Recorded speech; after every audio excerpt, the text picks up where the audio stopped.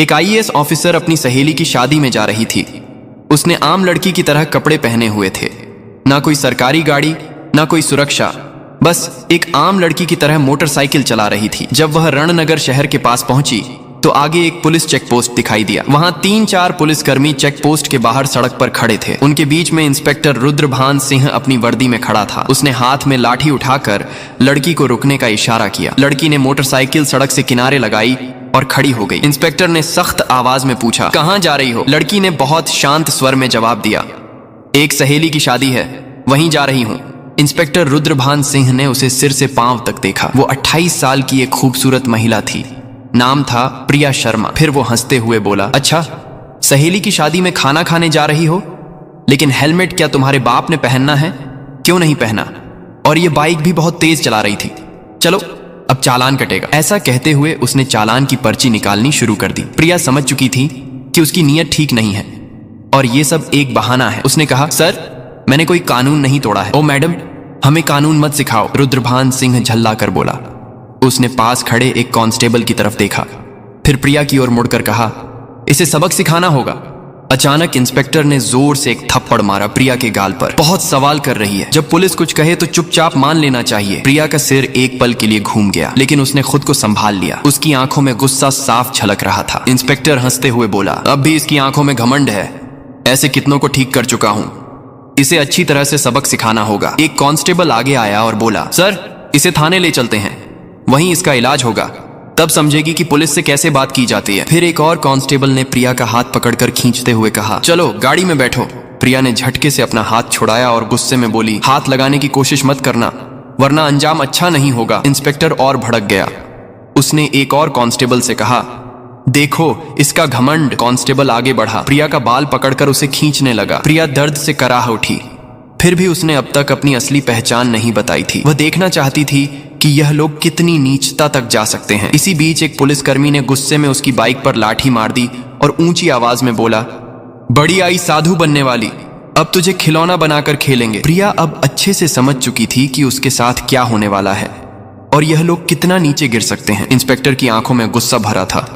वो जोर से चिल्लाया, तेरे जैसे कई होशियार देखे हैं, पुलिस से पंगा लेगी, आज मजा छकाएंगे। चलो इसे थाने ले चलते हैं, वहां समझ में आ जाएगा। इस समय भी प्रिया चुप थी। उसने अब भी अपनी पहचान उजागर करने की कोई कोशिश नहीं की। वह देखना चाहती थी कि यह लोग प्रशासन की कितनी बदनामी कर सकते हैं और एक आम नागरिक पर किस हद तक जुल्म ढा सकते हैं। इंस्पेक्टर रुद्रभान सिंह अब खींच चुका था। उसके सामने एक ऐसी महिला खड़ी थी जिसके कोमल गाल पर थप्पड़ पड़ा था, जिसके बाल खींचे गए थे, जिसे जबरन सड़क पर घसीटा गया था। फिर भी वह एक मूर्ति की तरह शांत खड़ी थी, न कोई चीख न कोई आंसू। इंस्पेक्टर रुद्रभान सिंह सोच रहा था, थाने पहुंचते ही देखता हूं इस जिद्दी और घमंडी औरत का इलाज कैसे किया जाए। यह सिर्फ गुस्सा नहीं था, यह वो गुस्सा था जो अंदर ही अंदर सुलग रहा था। चौकी इंचार्ज इंस्पेक्टर हंसते हुए बोला, अब इसकी जुबान भी चलने लगी है, चलो थाने, देखेंगे कितनी चलती है इसकी जुबान। थाने में घुसते ही इंस्पेक्टर जोर से चिल्लाया, ओए कहां गए सब, चाय पानी लगाओ जल्दी, आज एक खास माल आया है। प्रिया अब भी कुछ नहीं बोली, बस थाने की दीवारों को देखती रही। वो देख रही थी कि यह लोग उन निरीह लोगों के साथ कैसा व्यवहार करते हैं जो कभी आवाज नहीं उठाते। तभी एक कांस्टेबल इंस्पेक्टर रुद्रभान सिंह की ओर झुककर फुसफुसाया, क्या केस है सर? इंस्पेक्टर ने हंसते हुए कहा, अरे कुछ भी नहीं, स्पीड ब्रेक करो या हेलमेट का बहाना मारो, जो मन हो लिख दो, बस अनवर करना है और इसका घमंड तोड़ना है, ज्यादा सवाल मत कर। प्रिया सब कुछ सुन रही थी, लेकिन उसकी आंखें अब भी चुप थीं, मानो वो चाहती थी कि पुलिस की यह गिरावट खुद उनके ही मुंह से उजागर हो। इंस्पेक्टर कुर्सी पर बैठा, हाथ में पेन लिया और टेबल पर घुमाने लगा। फिर प्रिया की ओर देखकर पूछा, नाम क्या है, कहां रहती है, किसकी बेटी है? प्रिया चुप रही। फिर इंस्पेक्टर बोला, सुनाई नहीं देता, नाम क्या है तेरा? लेकिन प्रिया की चुप्पी अब भी पत्थर की दीवार जैसी अडिग। तभी इंस्पेक्टर ने जोर से मेज पर हाथ मारा, इतनी जोर से कि आवाज पूरे थाने में गूंज उठी। फिर गुस्से से चिल्लाया, सुनाई नहीं देता, नाम बता जल्दी। प्रिया ने मुंह घुमाकर शांत स्वर में उत्तर दिया, जी सुमिता शर्मा। इंस्पेक्टर उसके चेहरे की ओर देखकर हंसते हुए बोला, हो बड़ी चालाक लड़की है तू, झूठ बोलने में तुझे खासा तजुर्बा है, लेकिन याद रख ज्यादा होशियारी महंगी पड़ती है। फिर प्रिया को जबरदस्ती उस सड़ी हुई हवालात में डाल दिया गया जहां पहले से 2 कैदी मौजूद थे। उनमें से एक कैदी ने प्रिया की ओर देखते हुए पूछा, बहन तूने क्या गुनाह किया है? प्रिया ने हल्की सी मुस्कान दी लेकिन कुछ नहीं बोली। अब वह बस देख रही थी कि यह पूरा सिस्टम कितना सड़ चुका है। अगर एक आईएएस को बिना वजह अंदर किया जा सकता है तो आम आदमी की हालत तो सोच पाना भी मुश्किल है। अब वह उस कोठरी के कोने में बैठी थी, सब कुछ देख रही थी, सुन रही थी और हर एक हरकत को समझ रही थी। उधर इंस्पेक्टर रुद्रभान सिंह एक झूठी रिपोर्ट बना रहा था। उसने आदेश दिया, इसके ऊपर चोरी और ब्लैकमेलिंग का केस ठोक दो, और फाइल पर हाथ मारते हुए बोला, चलो जल्दी। एक कांस्टेबल ने हिचकते हुए पूछा, लेकिन सर बिना सबूत? रुद्रभान सिंह हंसते हुए बोला, इस थाने में सबूत लाए नहीं जाते, बनाए जाते हैं। कुछ देर बाद एक कांस्टेबल कोठरी में आया और प्रिया के कंधे पर जोर से हाथ मारा। तभी इंस्पेक्टर रुद्रभान सिंह ने भी हाथ उठाया ही था कि तभी दरवाजे पर एक भारी कड़क आवाज गूंजी, रुको! सभी लोग घूमकर दरवाजे की ओर देखने लगे। वहां सीनियर इंस्पेक्टर यशवंत वर्मा खड़ा था। उसकी छवि बाकी अफसरों से कुछ बेहतर मानी जाती थी। वह अंदर झांका और महिला की हालत देखकर उसके माथे पर बल पड़ गया। उसने सख्त स्वर में पूछा, यह सब क्या हो रहा है? रुद्रभान सिंह हंसते हुए बोला, कुछ नहीं सर, एक सड़क की औरत ज्यादा अकड़ दिखा रही थी, सबक सिखा रहा हूं। यशवंत ने प्रिया को ध्यान से देखा। उसका व्यवहार किसी आम महिला जैसा नहीं लग रहा था। उसने पूछा, इसका अपराध क्या है? रुद्रभान सिंह थोड़ा घबरा गया और बोला, अब सर चेकिंग में बदतमीजी कर रही थी। अब यशवंत को शक होने लगा। उसने प्रिया से सीधे पूछा, तुम्हारा नाम क्या है? प्रिया फिर भी चुप रही। रुद्रभान सिंह हंसते हुए बोला, देखिए सर, नाम भी नहीं बता रही है। अब यशवंत पूरी तरह सतर्क हो गया। उसने सख्त आदेश दिया, इसे अलग कोठरी में रखो, अकेले। रुद्रभान सिंह चौंक गया। लेकिन सर, यशवंत ने कठोरता से कहा, मैं खुद इसके पास रहूंगा। उसके आदेश पर प्रिया को एक और अलग कोठरी में ले जाकर बंद किया गया। वह कोठरी पहले वाली से भी ज्यादा बदबूदार और अंधेरी थी। प्रिया ने चारों ओर नजर दौड़ाई। एक कोने में एक टूटी हुई मेज पड़ी थी और पास ही एक जंग लगी लोहे की। अब वह इस सड़े गले सिस्टम का असली चेहरा और भी करीब से देख रही थी। हर एक पल उसकी आंखें यह समझ रही थीं कि कानून अब सिर्फ फाइलों तक सीमित रह गया है। इसी बीच एक कांस्टेबल दौड़ते हुए आया और बोला, सर बाहर एक बड़ी गाड़ी खड़ी है। रुद्रभान सिंह चौंक गया। पूछा, कौन सी गाड़ी? कांस्टेबल घबराते हुए बोला, सर सरकारी गाड़ी। रुद्रभान सिंह तुरंत बाहर गया। गाड़ी के अंदर झांकते ही उसके होश उड़ गए। वो भागकर वापस आया और धीमी आवाज में बोला, सर। रुद्रभान सिंह झुंझलाकर बोला, क्या हुआ? कौन आया है? कांस्टेबल कांपते हुए बोला, सर कमिश्नर साहब आए हैं। रुद्रभान सिंह का चेहरा पड़ गया। सीनियर इंस्पेक्टर यशवंत वर्मा भी सतर्क हो गया। अब मामला सीधे ऊपर तक पहुंच चुका था। कमिश्नर साहब थाने में दाखिल हुए। उनकी आंखों में गुस्सा साफ झलक रहा था। उन्होंने रुद्रभान सिंह की ओर देखकर सख्त स्वर में पूछा, इंस्पेक्टर रुद्रभान सिंह, ये क्या तमाशा चल रहा है यहाँ? रुद्रभान सिंह घबरा गया और बोला, कुछ नहीं सर, एक छोटा सा केस है बस। कमिश्नर साहब ने टेबल से फाइल उठाई और ध्यान से पढ़ने लगे। उनके माथे पर शिकन आ गई। फिर वह कोठरी की तरफ झांके और बोले, ये कौन है? रुद्रभान सिंह तुरंत बोला, सर इस महिला पर 420 और धोखाधड़ी का केस है। कमिश्नर ने सीधा सवाल किया, तुम्हारे पास सबूत है? दोबारा बोले, कोई भी सबूत है तुम्हारे पास? अब रुद्रभान सिंह पूरी तरह फंस चुका था। कमिश्नर साहब ने सीधे महिला की ओर देखा और पूछा, तुम्हारा नाम क्या है? और तभी पहली बार प्रिया शर्मा ने हल्की सी मुस्कान दी और कहा, आईएएस प्रिया शर्मा। थाने में एकदम सन्नाटा छा गया।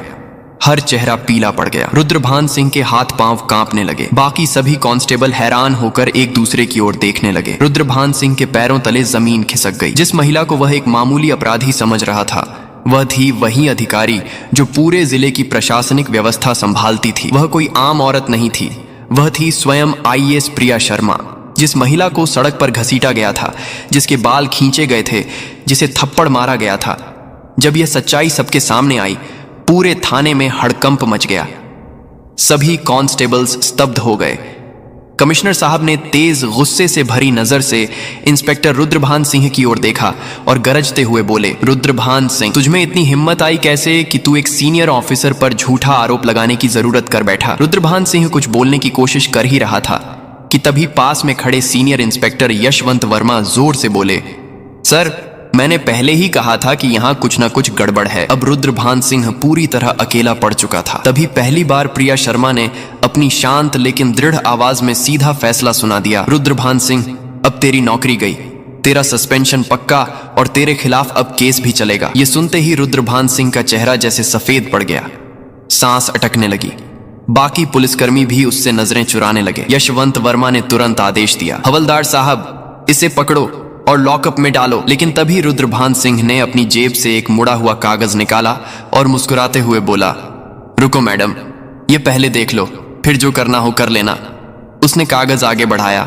कमिश्नर और प्रिया दोनों की नजरें एक साथ उसकी ओर गई। रुद्रभान सिंह बोला, यह लो मेरा ट्रांसफर ऑर्डर। 3 दिन पहले ही मेरा तबादला हो चुका है। अब चाहे तुम जितना भी गुस्सा करो, मुझे नौकरी से नहीं निकाल सकती। पूरे थाने में फिर एक बार सन्नाटा छा गया। प्रिया ने वो कागज हाथ में लिया और ध्यान से पढ़ा। कमिश्नर ने यशवंत वर्मा की ओर तीखी नजर डालते हुए कहा, जाओ देखो ये कागज असली है या सिर्फ दिखावा। यशवंत ने कंप्यूटर रिकॉर्ड खंगाला और फिर सिर उठाकर बोला, सर यह असली है, लेकिन अब तक इसने नए इंस्पेक्टर को चार्ज नहीं सौंपा है। यानी अभी तक यहाँ का आधिकारिक इंस्पेक्टर यही है और सारे कुकर्म इसी के कार्यकाल में हुए हैं।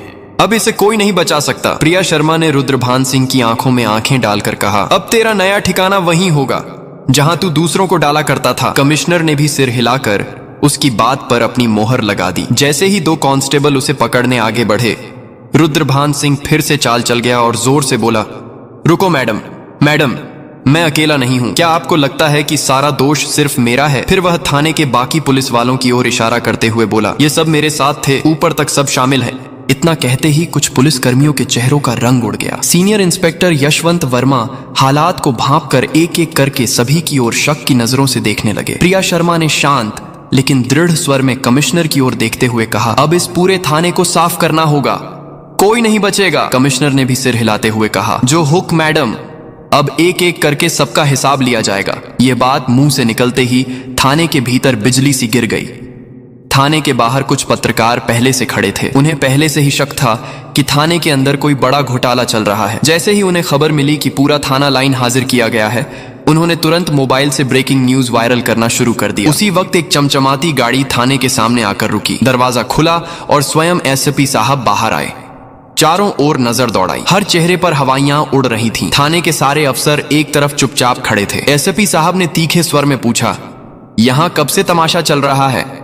लेकिन कमिश्नर और थाना इंचार्ज दोनों एकदम चुप थे। तभी प्रिया शर्मा ने सीधे एसपी की आंखों में आंखें डालकर कहा, क्या तुम्हें लगता है तुम बच जाओगे? यशवंत वर्मा तुरंत एक फाइल निकालकर प्रिया शर्मा के हाथ में थमा दी। ये वही फाइल थी जिसमें एसपी साहब के सारे काले कारनामों का पर्दाफाश था। प्रिया ने वो फाइल एसपी साहब की ओर बढ़ाते हुए कहा, लो देखो, इसमें तुम्हारे हर गुनाह का किराया लिखा है। एसपी साहब के माथे से पसीना बहने लगा। कमिश्नर ने बिना एक पल गंवाए तेज आवाज में आदेश दिया, पकड़ो इसे, तुरंत गिरफ्तार करो। पूरा थाना स्तब्ध रह गया। इतने बड़े अफसर को किसी ने पहली बार खुलेआम इस तरह चुनौती दी थी। एसपी की गिरफ्तारी के साथ ही पूरे जिले में तूफान आ गया।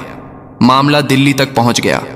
मुख्यमंत्री तक खबर पहुंच चुकी थी और वहां से सीधे आदेश आया कि जिले में जितने भी अफसर मिलकर गड़बड़ कर रहे थे सबको गिरफ्तार करो। अगले 2 ही दिनों में पूरे जिले से 40 से ज्यादा पुलिस अफसर, 10 से ज्यादा बड़े अधिकारी और कुछ राजनीतिक नेता भी गिरफ्तार कर लिए गए। रणनगर जिले की हवा ही बदल गई।